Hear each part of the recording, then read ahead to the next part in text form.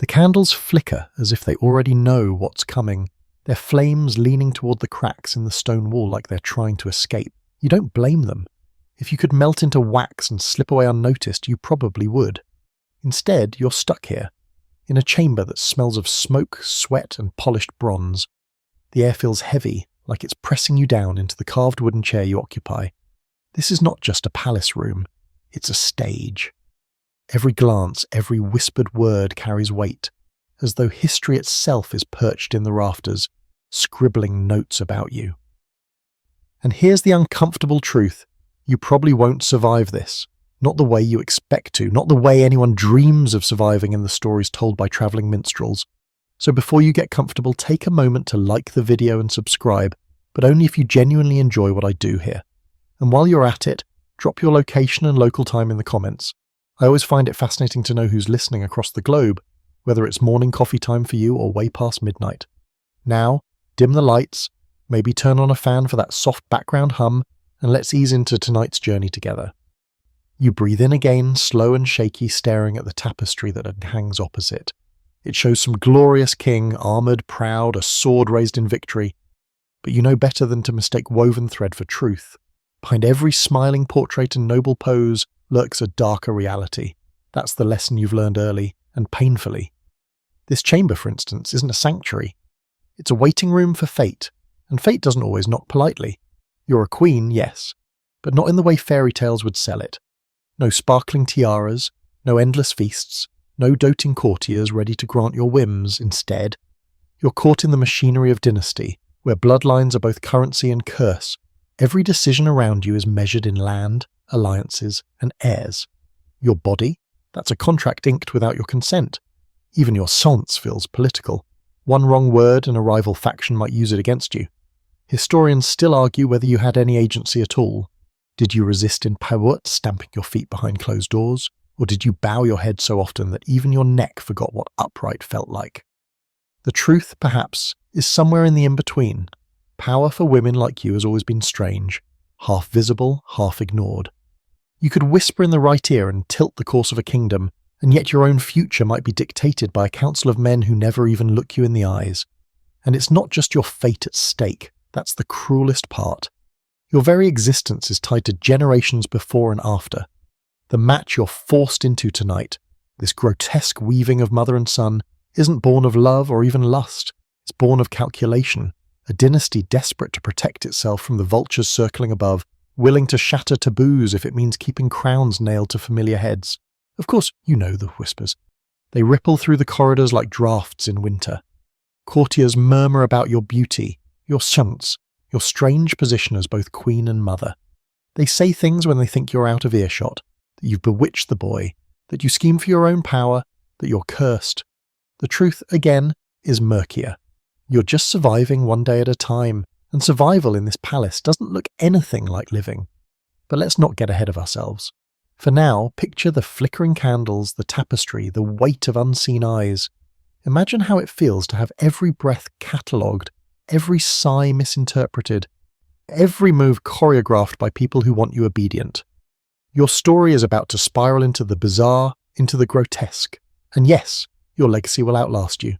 But in this moment, sitting in that suffocating chamber, none of that matters. What matters is that the door is about to open, and the life you thought you hated is about to get even darker. You were never really allowed to be a child. From the moment you could walk without stumbling and speak without mumbling, eyes were on you, measuring. Every giggle, every misplaced word, every fidget was quietly noted, as though the walls themselves kept score. You learned quickly that your toys weren't dolls or carved animals.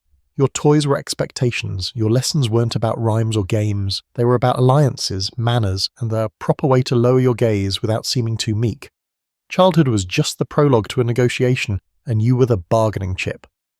Imagine being dressed each morning not in what you like, but in what symbolized your family's status that day. Silk if your father's coffers were flush, coarse linen if a war dragged on too long. Even the colour of your ribbons spoke volumes, red to show strength, blue to echo piety, old if they wanted to brag.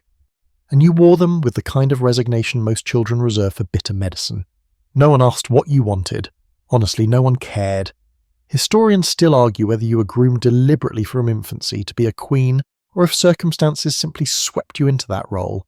Either way, the training was relentless. Hours spent practicing curtsies until your knees ached. Lessons in languages you would never love but needed to parrot. Tutors who looked at you not as a girl, but as a future signature on a treaty. Even playtime was a rehearsal, arranging tiny figurines of knights and ladies into elaborate parades, while a watchful maid whispered, "Remember, you must always smile when you lead." And smile you did. You smiled through the sting of correction when you forgot to bow deeply enough before a noble visitor. You smiled when your little fingers cramped from embroidery, stitching tiny flowers that never seemed alive. You smiled when you overheard adults discussing you like livestock. "She'll be ripe soon enough," someone once said, as though you were a melon at market. But behind the smile, something else grew. Call it awareness, or call it the faint spark of rebellion. You noticed how the women around you maneuvered within the cage. The nursemaid who deliberately mispronounced your Latin so the tutor would scold her instead of you. The laundress who accidentally let a hem fall an inch too long just so you could walk with dignity. Small rebellions, whispered acts of kindness that no history book records. These were your first teachers in survival. A mainstream fact. In many royal courts, girls like you were betrothed before they reached double digits. Marriage contracts were drafted when you were barely old enough to understand the meaning of vows. The logic was simple and brutal. The earlier the promise, the safer the alliance. By the time your age reached the number of fingers on both hands, your future was already penciled into someone else's ledger. But there's a quirky tidbit here. Astrologers were often called in to assess compatibility between child brides and their future husbands. Imagine your destiny depending on whether Mars was in a bad mood. One courtier might whisper, Venus is rising, it's an excellent match, while another frowned at a cluster of stars and declared, "This will end in disaster." You couldn't decide whether to laugh or cry at the thought that a streak of light in the sky held more power than your own voice. You grew into adolescence under this weight, tall enough now to glimpse the machinery of politics more clearly. Every visit from a foreign envoy made your stomach knot. You could feel them appraising you, your posture, your complexion, even the smoothness of your skin, as if you were a prize horse. The cruel joke? You weren't supposed to show fear. Fear was weakness. Weakness was liability, and liability was dangerous. So you straightened your back, pressed your lips into a serene line, and prayed no one noticed how hard your hands trembled inside your sleeves. Historians still debate how much choice you had when the marriage contract was inked. Was your family desperate or merely ambitious? Were you pawn or strategist? The answer might not matter to them, but it mattered to you.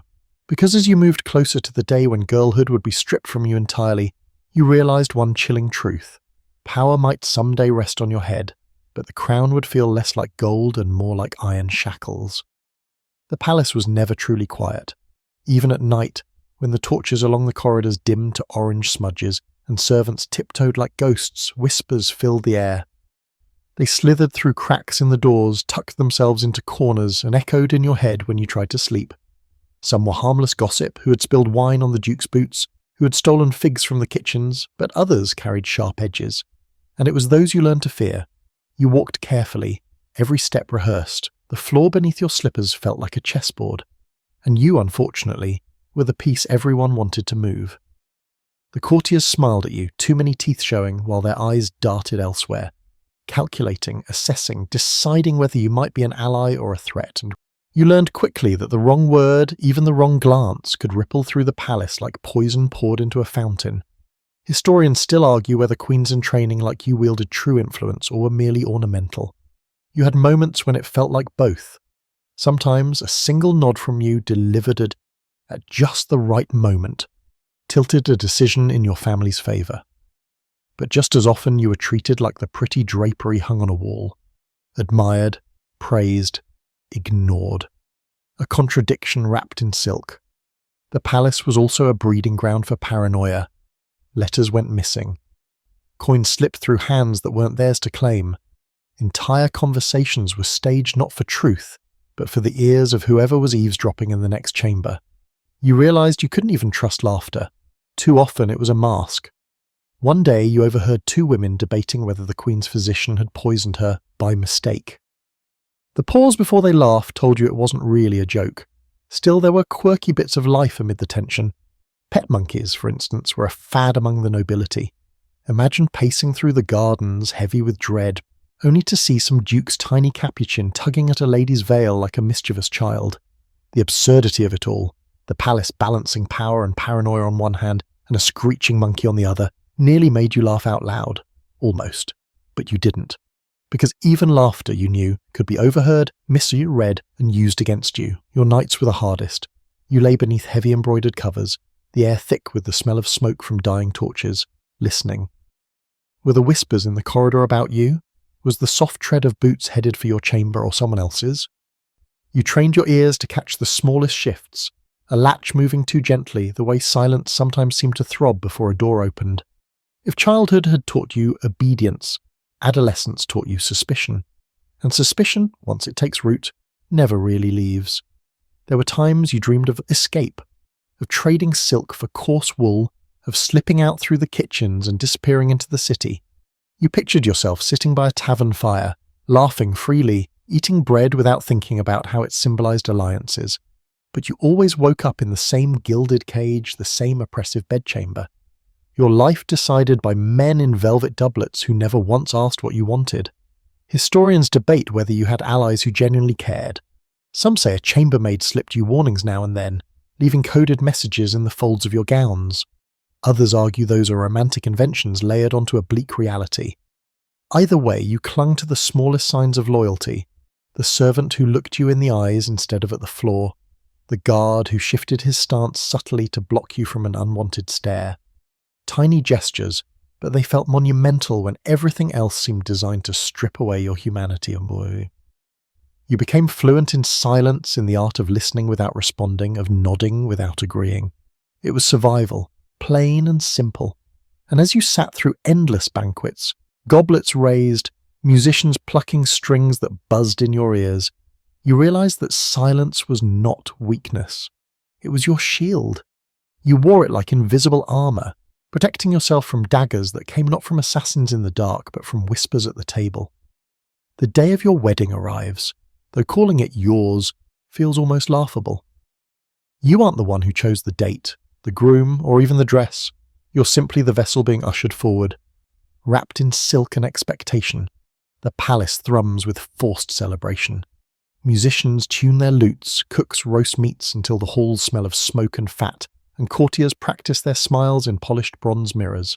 For everyone else, it's a spectacle. For you, it's a sentence. You walk beneath gilded arches, the stone echoing with the scrape of your shoes. The gown is so heavy it feels more like armor than fabric. Embroidered patterns of vines and roses crawl across the fabric, mocking you with their prettiness. You want to tear them off, strip yourself down to bare linen and run. But of course you don't. Instead, you hold your chin steady because queens don't stumble, at least not where anyone can see.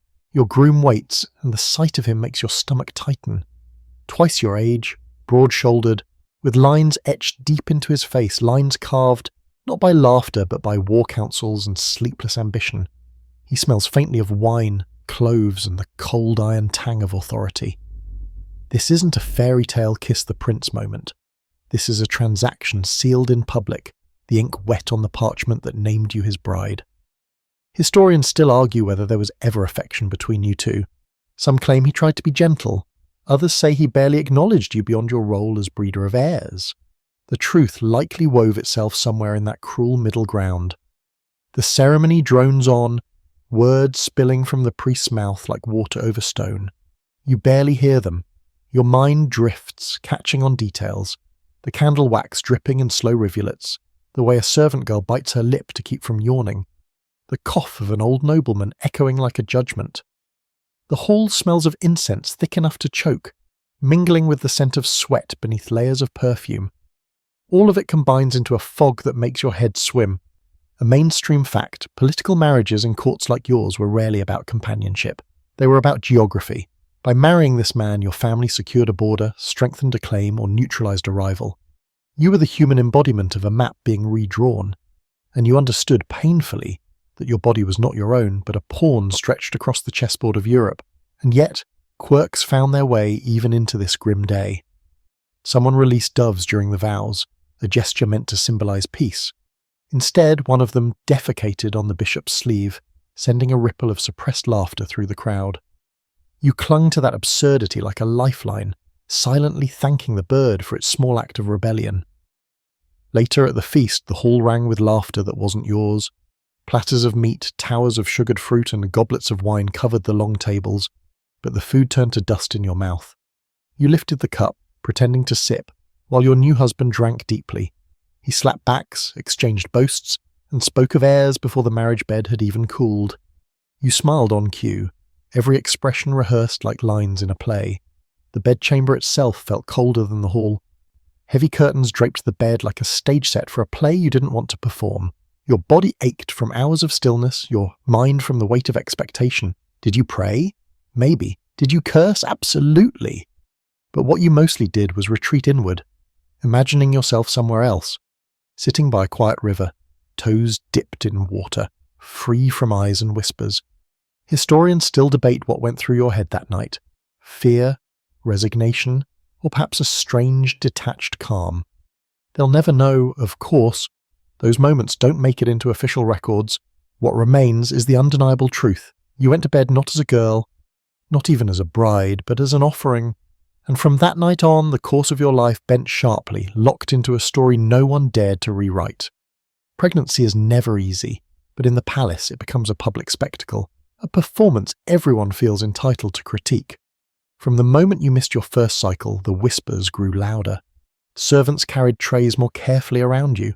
Courtiers suddenly softened their gazes, and physicians hovered with their tonics of honey, herbs, and far too much confidence. You weren't just a woman with a child growing inside you.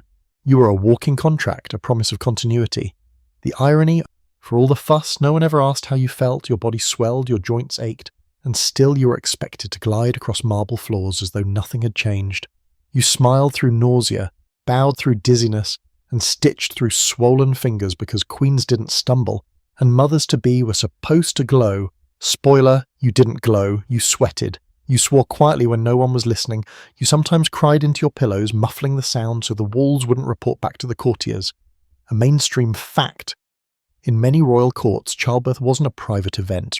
Noble women gave birth in crowded chambers filled with attendants, physicians, and witnesses, all there to ensure no trickery occurred.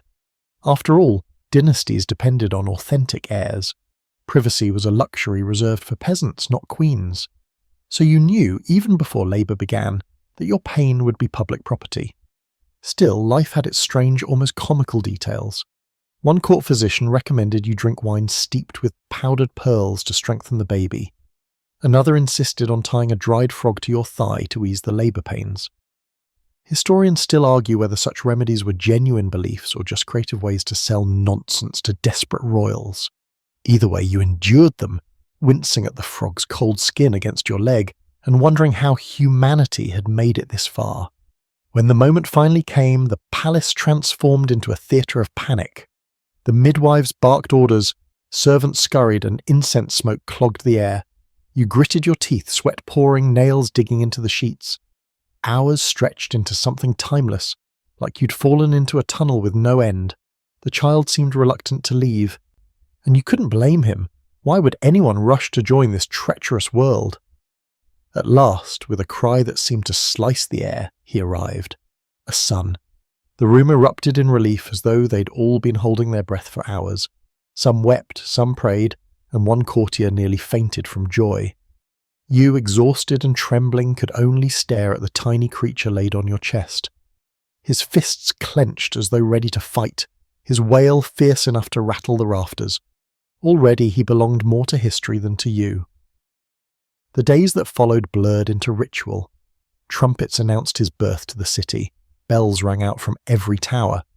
Gifts poured in, chests of gold, bolts of silk, even a falcon from a distant ally. But amid the pomp, you were left with a hollow truth. Your role was fulfilled. You had given the dynasty its heir. Now, whether you lived or died seemed secondary. And yet, in quiet moments, you allowed yourself a sliver of tenderness. You watched his tiny chest rise and fall, his lips twitching into the beginnings of a smile. You sang to him softly, songs you remembered from your own long-lost childhood. For those moments, he wasn't a prince or a political tool. He was simply your child, but deep down, you knew the palace would never let him stay just that. Historians debate whether you felt pride or fear when you first looked into his eyes. Maybe it was both. Pride that he lived, that your body hadn't failed. Fear because you understood what awaited him, a life as heavy with expectation as yours, if not heavier. Either way, the bond was undeniable. And from that bond grew the cruel irony of your fate that the child you cradled as a mother would one day be handed to you as a husband. Children grow quickly in palaces, not because they age faster, but because the weight of expectation presses them into adulthood before their time. Your son, your small, squirming bundle of warmth, soon became a boy trailed by tutors, advisors, and guards who treated him not as a child, but as a crown in waiting. You watched, equal parts proud and hollow, as his world filled with scrolls, swords, and speeches. He took to it naturally, or so they said. He learned to ride a horse before he could pronounce every word in his lessons. He held a dagger with surprising steadiness, though he sometimes cut his fingers more than his targets. When he answered a question cleverly, the advisors nodded and smiled, as though every syllable were a prophecy. And there you sat in the background applauding silently, while part of you wished he could simply chase geese in the courtyard like any other child. A mainstream fact. In most dynasties, princes were raised less by their mothers than by entire households of men. Tutors, priests, military officers. Maternal influence often diminished once the heir left the nursery. And yet, despite that, he sought you out. After lessons, he'd creep into your chambers, eyes bright, asking for stories. He wanted the ones with monsters, always the monsters. You obliged, weaving tales of dragons and witches, softening their edges so he could sleep afterward. For a time, it was just mother and son, safe behind closed doors. But the palace never left you alone for long. Whispers followed even your moments of tenderness. He is too close to her, some courtiers murmured. She will sway him, others claimed. As if a bedtime story could topple a kingdom. Historians still argue whether those whispers planted the seed of what would come later, or if they were merely the palace's default pastime, inventing dangers where none yet existed. There were quirky details in his upbringing, of course. One tutor insisted he eat walnuts daily to sharpen the mind, while another made him recite Latin verses backward to ward off evil spirits. He grumbled, rolled his eyes, and later confessed to you that the walnuts tasted like wood. You laughed, and for a moment you were just a mother and her boy again. But beneath the quirks lay something darker. You began to notice the way certain nobles watched him, eyes glinting not with affection, but with ambition. They saw in him a tool, a prize, a pawn to be placed where it suited them best. He was beloved, yes, but he was also vulnerable. His youth was a leash others could tug, and the tighter they pulled, the more they tried to edge you out of his life. Yet he clung to you. On nights when thunder rattled the palace walls, he ran to your bedchamber. Clutching his blanket, trembling, you held him, whispered comfort, and thought bitterly that no one else would ever see him this way, fragile, human. To the rest of the world, he was already a symbol, and he was still the child who once grasped your finger with his tiny fist. Historians debate whether your closeness became political ammunition. Some claim you deliberately encouraged it to keep power. Others insist it was nothing more than maternal love misread by a suspicious court. The truth is likely unresolvable, but what mattered to you was this. The bond remained, even as he grew taller, his voice deeper, his shoulders as broader. And then came the day he was crowned. The boy who once begged for stories now wore a crown too heavy for his neck. Trumpets blared, crowds cheered, and you stood in the shadows, heart torn between pride and dread. Pride because he had survived long enough to reach this moment. Dread because you knew the vultures circling the throne wouldn't stop with him. They would turn to you next. And the bond you shared, so natural, so human, was about to be twisted into something monstrous. A crown is never just gold and jewels. It's a target strapped to the head of whoever wears it. Once your son became king, the vultures descended in earnest. Courtiers who had once smiled at you with syrupy courtesy now circled him, whispering poison, dangling promises, tugging at his sleeve with advice. You recognized the pattern. Every smile hid a blade, every gesture of loyalty masked ambition. But what unsettled you most was how many of those blades were angled toward you. It wasn't enough for them that you had served your purpose as queen consort and mother of an heir. No, you were still here, still influential, still close to him. That closeness unsettled the factions, and in their twisted minds the solution was simple. make it official if mother and son became husband and wife. Their grip on the throne would be unbreakable. Disturbing logic perhaps, but palace politics had never been known for respecting boundaries. Historians still argue whether the idea was truly born in some shadowy council chamber, or if it had been a grotesque rumour that hardened into reality over time. Some claim the boy king himself resisted, others suggest he was too young, too pliable, too desperate for stability to say no. Either way, the pressure built until it felt like the walls themselves whispered the same refrain. The queen must marry her son. You can picture it now, the advisors leaning forward, voices dripping with oily persuasion. It is for the kingdom's stability, they insist. It will prevent civil war, they argue. They never mention what it will do to you, how it will shred the very meaning of motherhood, how it will curdle every tender memory into something grotesque. Because in their eyes, you are not a woman. You're a tool, a symbol, a solution to their political puzzle. There were quirky details in their arguments too, bizarre enough to make you laugh if you weren't so horrified. One priest claimed the union was divinely blessed because Eve came from Adam's body, and thus union within blood is holy. Another noble compared it to the myths of ancient Egypt, as where pharaohs married sisters to preserve divine purity. You wanted to scream that you were neither Eve nor an Egyptian goddess, just a mother whose child had been stolen by ambition. And your son? His eyes told you everything. He carried the weight of the crown like it was pressing his spine into the earth. He looked to you, searching for guidance, for escape, but what could you offer? You were as trapped as he was.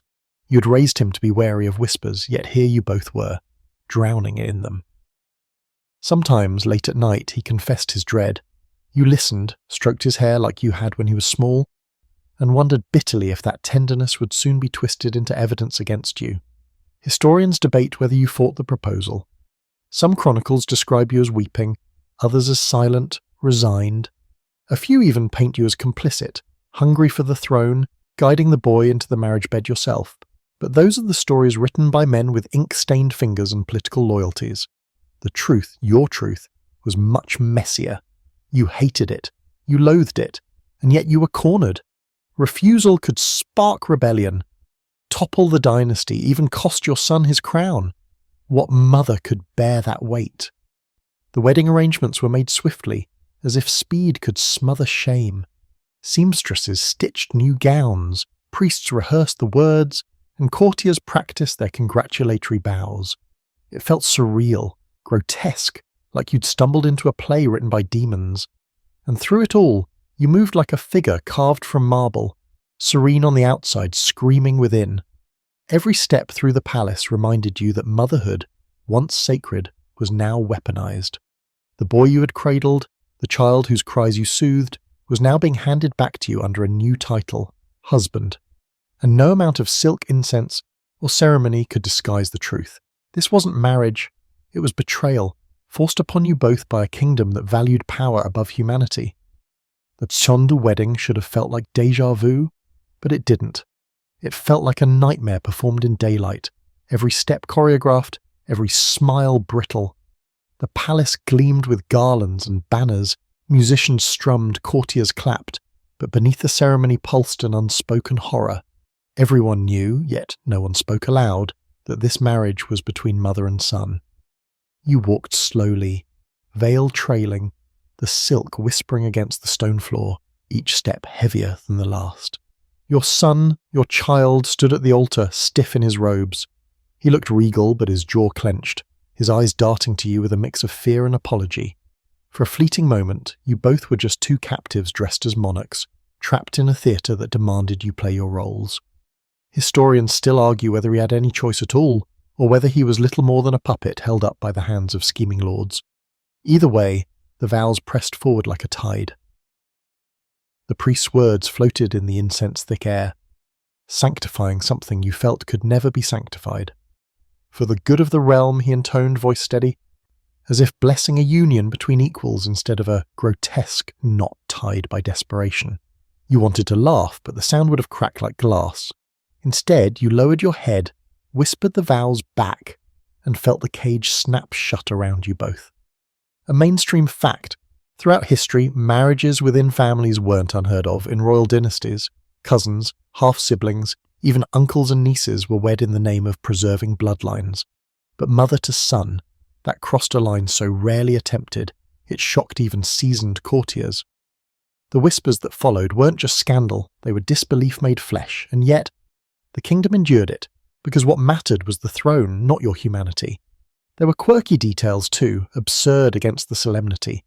A pigeon flew through the chapel halfway through the vows, perching above the altar and cooing loudly, as if mocking the whole event. A child in this gallery, too young to understand, asked her nurse why the bride looked so sad. The nurse shushed her quickly, eyes darting nervously. For a heartbeat, truth slipped into the cracks, but it was quickly plastered over by forced applause and solemn nods. Later came the feast, though calling it joyous would be a lie. Goblets clinked, roasted boars were carved. Musicians played their best, but the room felt taut, like everyone was pretending not to choke on the unspoken truth. You sat beside your new husband, the boy you had once cradled, both of you locked in masks. He tried to smile, tried to play the king, but you saw it. The tremor in his hand, the flicker in his eyes when he reached for wine too quickly. Historians debate endlessly what passed between you two in those days. Did you speak privately, sharing whispered words of despair? Did you console him as mother, or address him as king? Some claim you both found a strange partnership united against the court that forced this horror. Others argue you withdrew into silence, your bond broken by shame. The records cannot decide, and perhaps that's fitting. Some truths are too fragile to survive ink. That night, you entered the marriage chamber again. Curtains drawn, candles lit, a bed waiting like a silent judge. The walls seemed to breathe with the weight of history pressing down. Did anyone expect tenderness? Did they truly think this would become a union like any other? You sat on the edge of the bed, heart pounding, waiting. He stood by the window staring into the darkness. Neither of you spoke for a long time, and in that silence, you both understood. This was not marriage. This was survival. Life after that second wedding became a performance so surreal it blurred the line between comedy and tragedy. Each morning you woke, dressed in gowns heavy with embroidery, and walked corridors where everyone bowed just a fraction too low, as though rehearsing reverence while smirking behind their sleeves. You were no longer just Queen Mother, you were Queen Consort again, a title so twisted in this context it clung to you like damp linen. The palace hummed with contradictions. Servants who once called you Majesty now struggled to address you without stammering. Courtiers showered you with compliments, each one barbed. Your grace looks radiant today, one would say, voice just a touch too high. Marriage clearly suits you. Behind their teeth, the unspoken laughter rattled. You responded with polite nods, mastering the art of acknowledging without conceding, of existing without admitting the absurdity of it all. Historians still argue how you endured this limbo. Some suggest you leaned into ritual, clinging to the trappings of queenship to drown out the shame. Others believe you retreated inward, speaking less, drifting through halls like a ghost in embroidered slippers. Either way, you became a paradox, present yet untouchable, central yet invisible. Even your meals carried tension. At banquets, you sat beside your son-husband, pretending not to notice the way his knuckles whitened around the goblet. He drank too much and now, the wine staining his lips, his laughter just a beat too loud. He played the king, but you saw the cracks, the boy beneath the crown drowning. Sometimes, in a half-drunken haze, he reached for your hand, not as a lover, not even as a husband, but as a child still searching for the only comfort he'd ever known. And you let him, even as the hall's whispers slithered through the air. A mainstream fact, medieval and early modern courts thrived on spectacle. Power was less about private decisions and more about public display, rituals, processions, symbols. Your marriage became another such display, grotesque though it was. It projected unity, unbroken lineage, stability. The truth didn't matter. What mattered was the theatre of it all, the illusion that the dynasty stood firm, and yet quirky absurdities slipped through the cracks. During one feast, a jester dared a joke too close to the truth, quipping, "When the king says mother knows best, he means it." The hall erupted in nervous laughter, half amusement, half horror. The jester was promptly removed, but the damage was done. The court had laughed, and laughter, once spoken aloud, could never be erased. Behind closed doors, life was quieter, though not simpler. You and your son-husband navigated a fragile balance, speaking carefully, treading lightly. Sometimes, late at night, You both sat in silence, staring at the same candle flame, lost in thought. He confessed his doubts, his fear of rebellion, his weariness of the crown. You listened, stroking his hair as you once did when nightmares woke him. It was not romance, not even the partnership. It was two prisoners bound by the same chain, each trying to keep the other from breaking. Historians debate whether you schemed to maintain influence or whether you merely endured, biding your time. Some accounts paint you as a Machiavellian figure, pulling strings from behind the throne. Others insist you withdrew, a shadow crushed by shame. But what the records rarely capture is the surreal daily absurdity. The way the chambermaids glanced at you when laying the bed, the way priests fumbled their blessings, the way every silence in the hall seemed just a little too thick. And through it all, you remained queen. Trapped, yes. Mocked, yes. But still queen.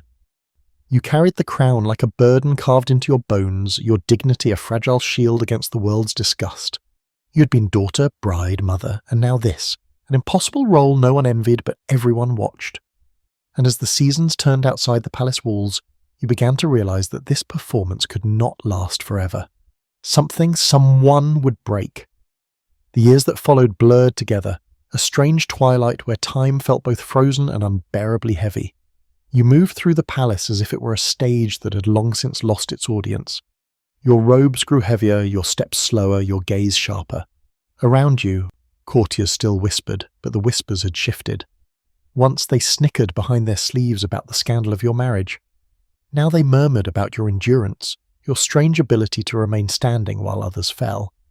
Your son-husband aged into the role of king, though the crown never fit comfortably. His hair thinned, his eyes dulled, and the wine never left his breath.